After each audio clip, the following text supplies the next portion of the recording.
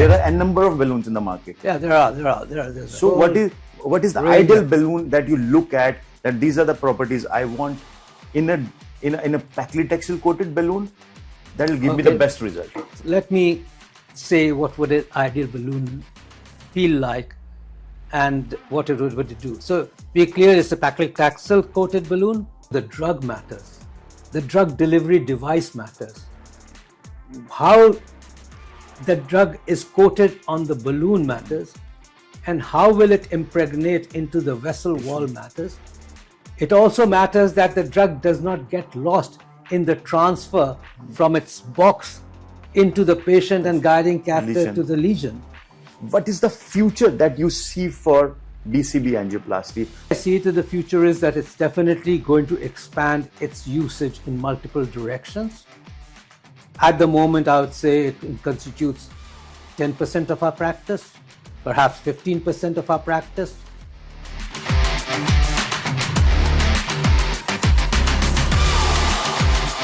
So today we are here to talk about DCB, and I don't think that in India that we have any person better than you to talk about DCB, especially because I know you personally, and I know that you have started your career from plain balloon angioplasty area, and that is why I think you are the best person to tell us about DCB, to tell us about the future perspective of DCB. So first thing I want to ask you, Dr. Seth, what do you see as a theory of leave nothing behind? So Ankush, it's a pleasure talking to you, Dr. Ankush. And clearly I find you as one of the brightest stars in the country. Thank you. And I'm glad that you're interviewing me on this. Yes, leave nothing behind is a very attractive thought process. We've known that from the days of balloon angioplasty, where there was a high restenosis rates, we transferred on to stents, not just for the restenosis rate, but also there was high acute occlusion rates as well. And obviously we found that restenosis was still a problem and hadn't been abolished completely, and therefore we went on to drug-eluting stents. But we realized over this 30-year of a stent journey that metal is still metal within arteries. It's artificial. Yes. It has its own consequences.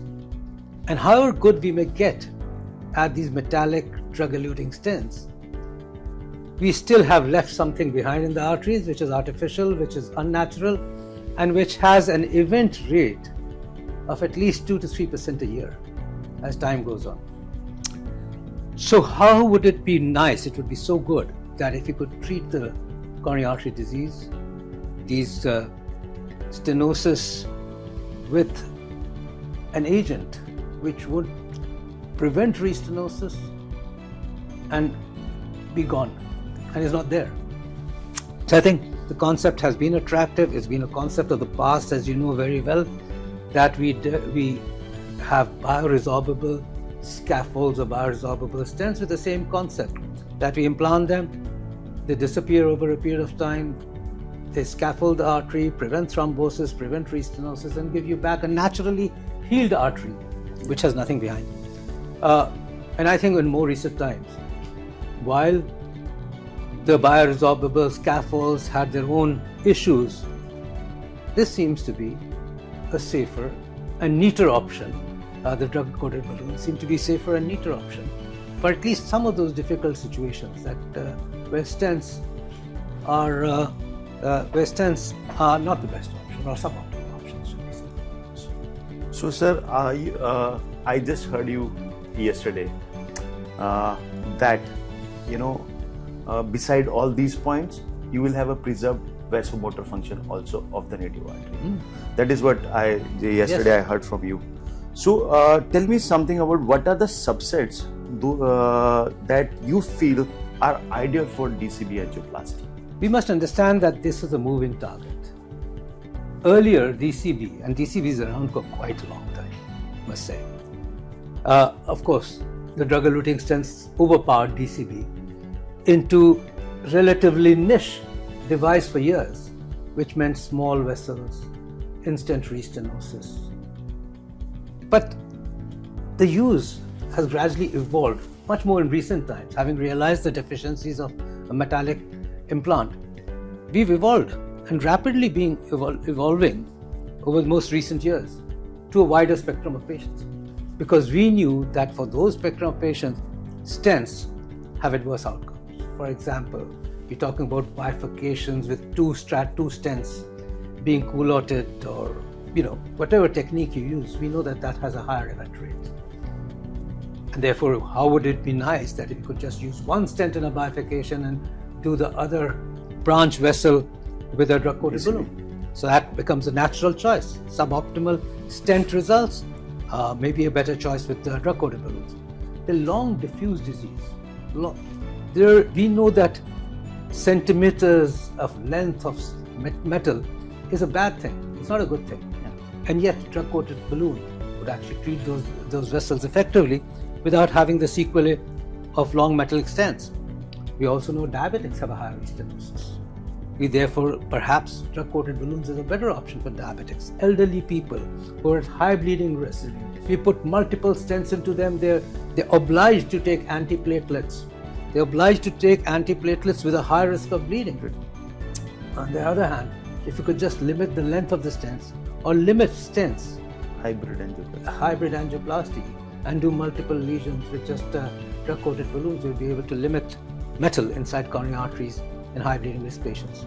I think that the areas continue to evolve into many fascinating directions, but what we need is more evidence. Yes, in our use, in our daily practice, it's not just evolving, it's rapidly growing. Right.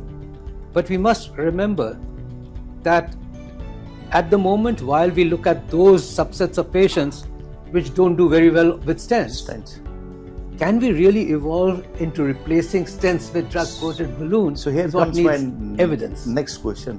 What is your thought process regarding use of DCB in large vessels? For my question, large vessels mean more than 3 mmO vessels or more than 2.75 de novo lesions. What is your thought process about it? What are you seeing in the future? How it will evolve, especially with your experience of plain balloon angioplasty? It's a very interesting question.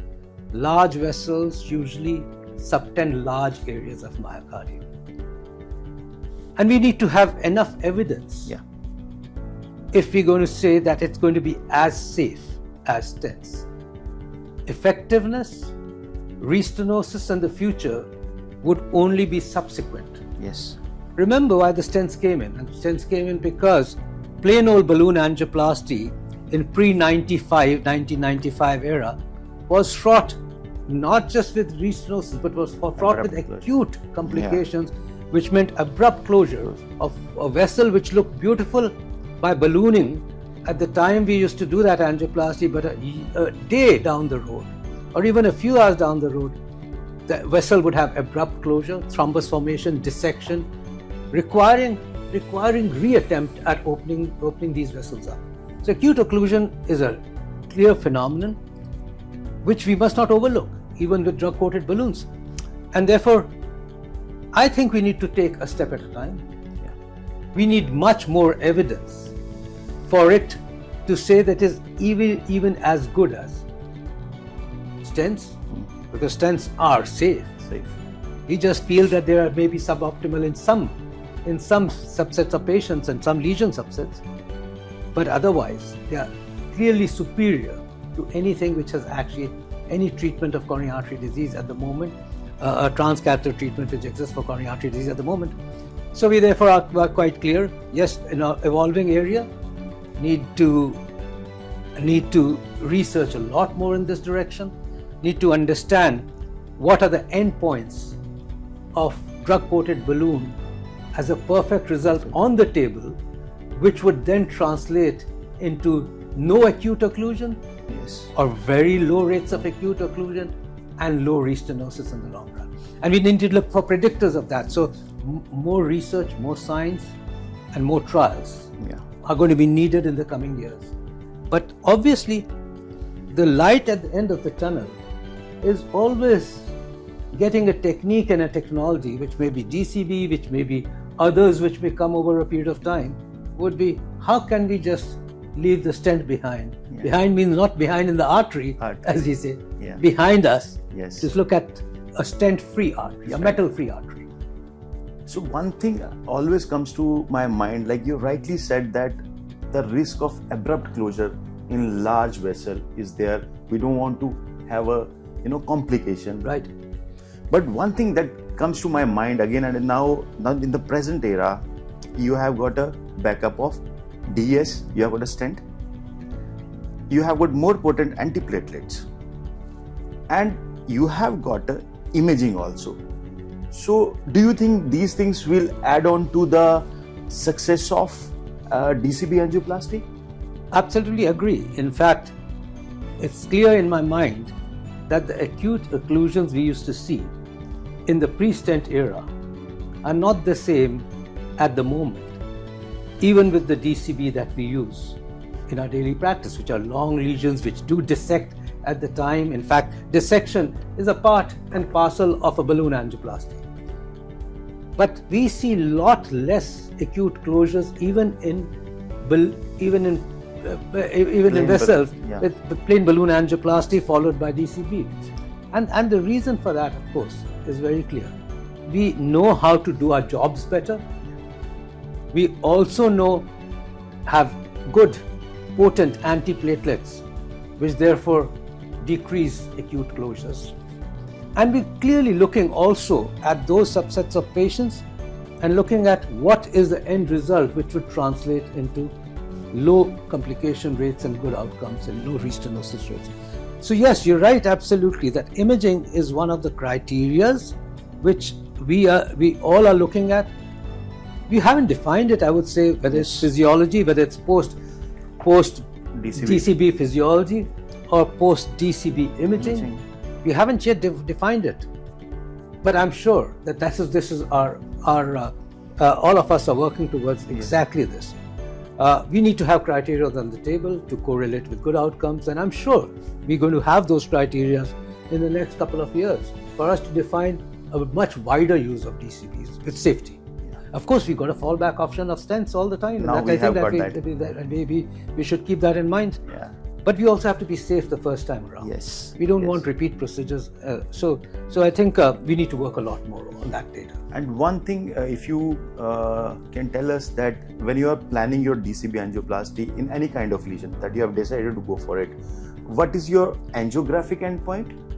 We know that imaging, we are evolving in imaging. What is your angiographic endpoint? Okay, this is what I'm seeing on angiography. Oh, this is a case where I can put in DCB and I can this patient will be fine. So leave around large vessels, but you're right, even in smaller vessels, even long diffuse disease segments, even in branch lesions, we could with balloon angioplasty dissect that. So firstly, of course, we always talk about a stent-like result. Yes. And by the way, that's only an angiographic result, because every balloon angioplasty would on imaging show dissections. Yeah. Balloon is a barotrauma. It's supposed to cause dissection, and that's the way it's actually. Therefore, it'll have plaque ruptures, it'll have dissection of the vessel wall, but that's how it's supposed to increase the lumen. So let's take that stent-like result. Well, for me, angiographic stent-like result is a good one for a DCB. Number two, we have dissections, and there are visible dissections.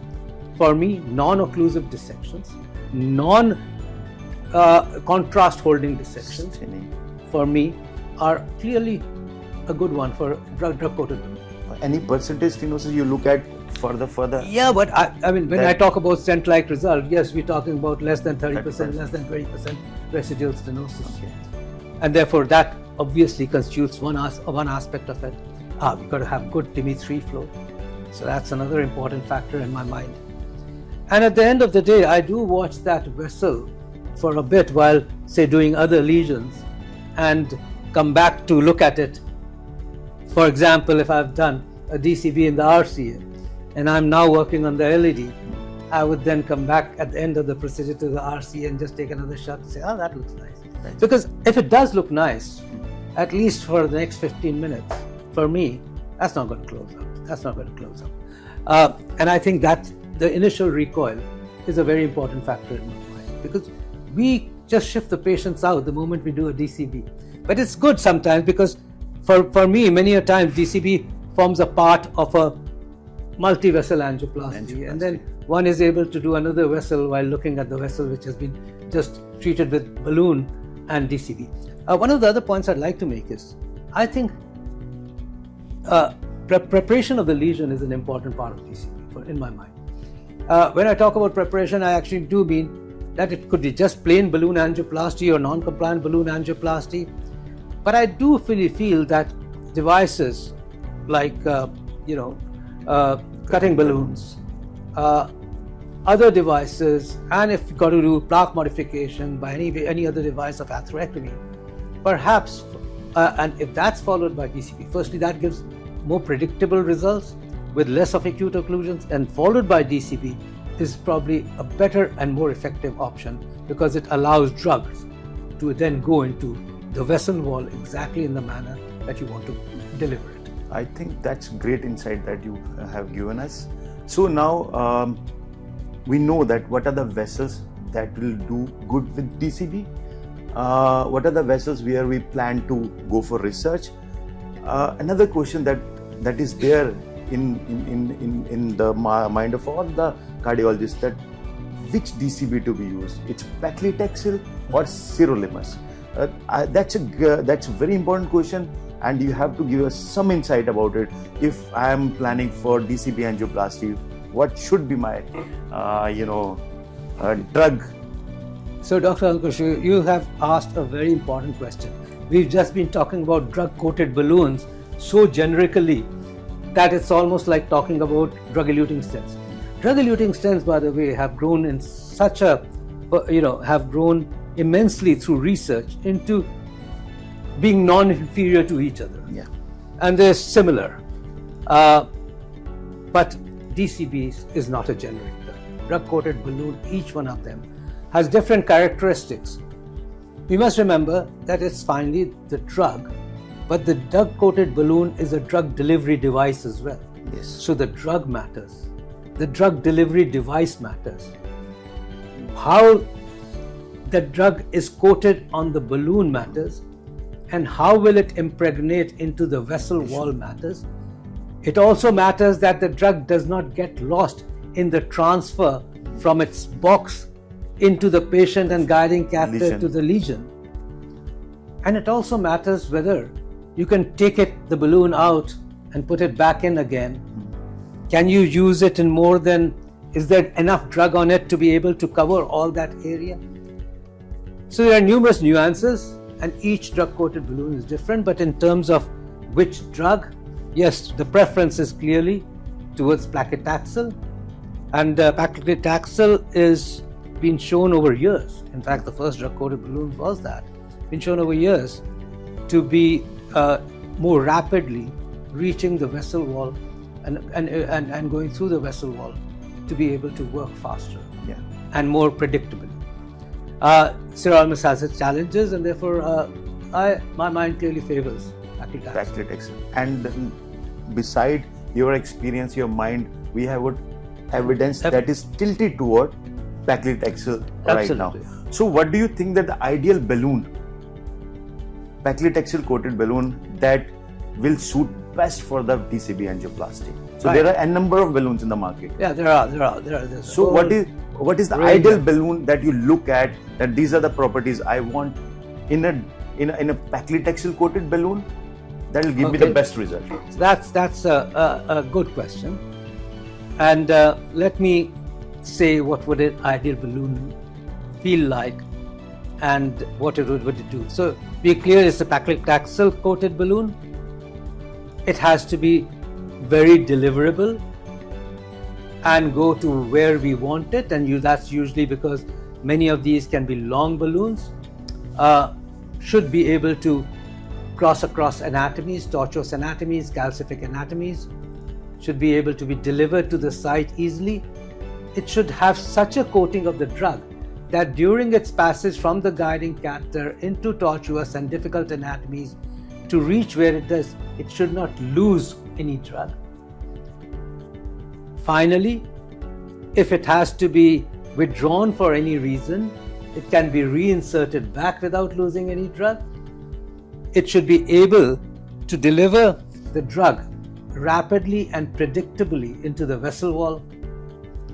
And I think that I would prefer these balloons to be, of course, coming in various lengths and sizes, to be able to match the vessel wall, because these are just drug delivery items and they should be able to match the vessel wall at low pressures to be able to deliver the drug.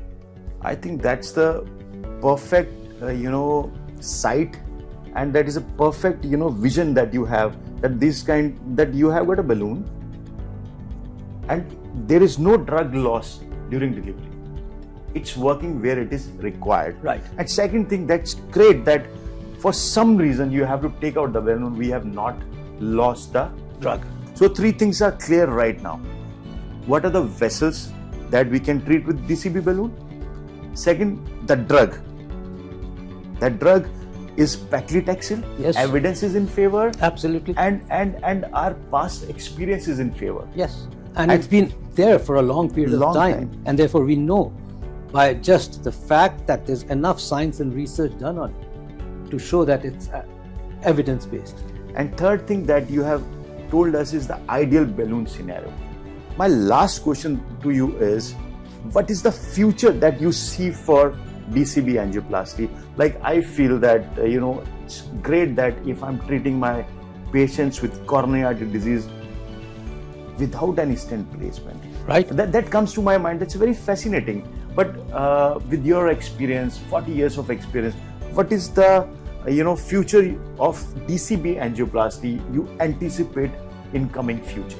So it's a very attractive option. There's no question.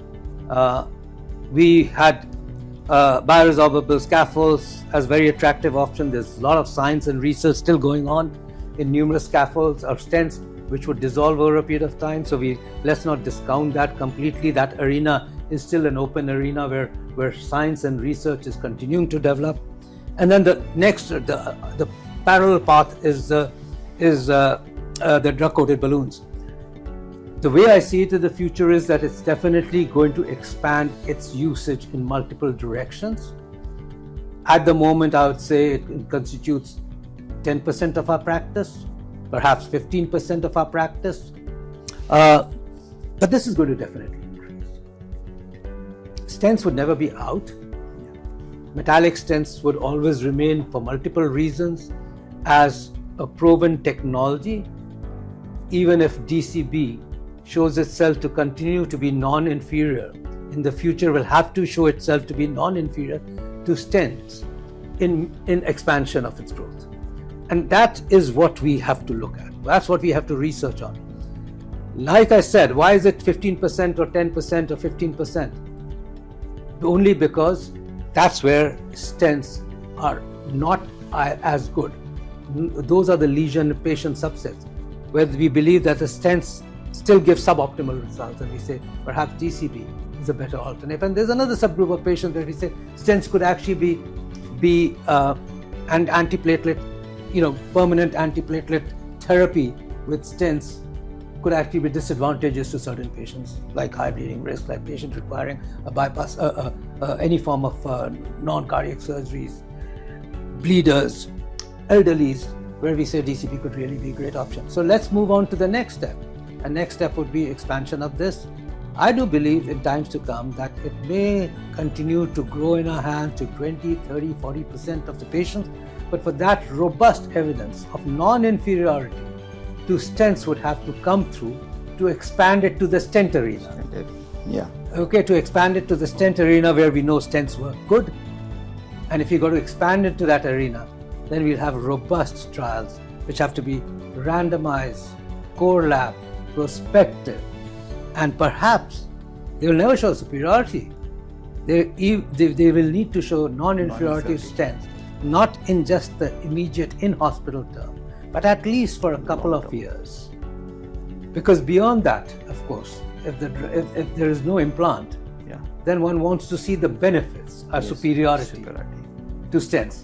But at least up to a year or 2 years, one wants to see non-inferiority with drug-coated balloons. Okay. I think that's a perfect insight for DCB angioplasty. You told us its indication, you told us its future, and you told us that you feel that DCB will be growing in its indication with the backup of 𝐷𝐸s, with the backup of good, more potent antiplatelets, with the backup of imaging. Last line I want to hear from you. What is the, contraindication of DCB? So where you want to tell your audience, so this is where you should not look at DCB. At the moment, you would say? Yes, right now. At the moment, I do want to emphasize this again and again. Let's not follow a fad. Let's follow evidence-based medicine. Let's follow science. And that's how we've come to a present situation where we've been able to make stents as safe and effective for our patients, which influence outcomes for every patient of ours. It is very important that we do not treat patients where there's no evidence for treatment of superiority and where it could actually be dangerous. And that for me becomes areas which are large vessels which subtend large areas of myocardia at risk, because an acute occlusion of any of those could lead to catastrophic consequences of even a cardiac arrest and death. Left mains, I think bad ideas. Proximal large vessels, absolutely bad idea at the moment. One has to analyze why we would be doing so in an arena with proven devices which are stents. And proven not just in a single trial, numerous trials over the last 20 lakhs years, of the patients. Lakhs of patients have made stents safe and effective in most lesion subsets. And because we're talking about most, therefore we use DCB for those which are the few at the moment, which are unfavorable for stents. So let's move ahead. And yes, at the moment I would say my contraindication clearly are large vessels and proximal lesions in large vessels. Dr. Seth, I think that you have given us a great insight for DCB angioplasty. You have given us its future perspective also, and I think that with these key points, our audience will be able to do a better job with DCB angioplasty that will translate into better patient outcome. I want to make another important point as we deal with more and more complex patients. This growth of DCB is a very important aspect of how we are making angioplasty safer for patients. While we talk about all this, and we do more and more complex patients who have multiple lesions and require theoretically multiple stents, but stents at many places do have adverse outcomes. And there could be very many areas. For example, we're talking about a stent may cover large branches, may lead to restenosis in a branch lesion, may actually be floating around in some areas where you've implanted them. That's right, and they could cause aneurysms. Obviously, they'll always require dual antiplatelet therapy for a defined duration of time in patients who then are on anticoagulation for things like conditions like atrial fibrillation, could end up on a triple therapy for some time. There are loads of arena where I see that for me, DCB, drug-coated balloons, actually make the complex angioplasty simpler and safer. In a situation where I might have to put 5 stents, we can do away with 2 short stents and the rest is drug-coated balloons, or even 1 stent and drug-coated balloons. Diffuse disease in areas which are very important and yet cannot be treated adequately. It's just made the whole complexity or the whole arena of complex angioplasty more favorable for complete revascularization by combining drug-eluting stents with drug-coated balloons. So this arena is going to grow into numerous phases, and we're going to see a very exciting. So you have given one more statement. Beside leave nothing behind, it's making complex angioplasty safer. So I think that was the great insight and great sum up for the DCB angioplasty. Thank you, Dr. Seth. Thank you very much. Thank you, Dr. Kush Gupta. It was a pleasure talking to you. Thank you, sir.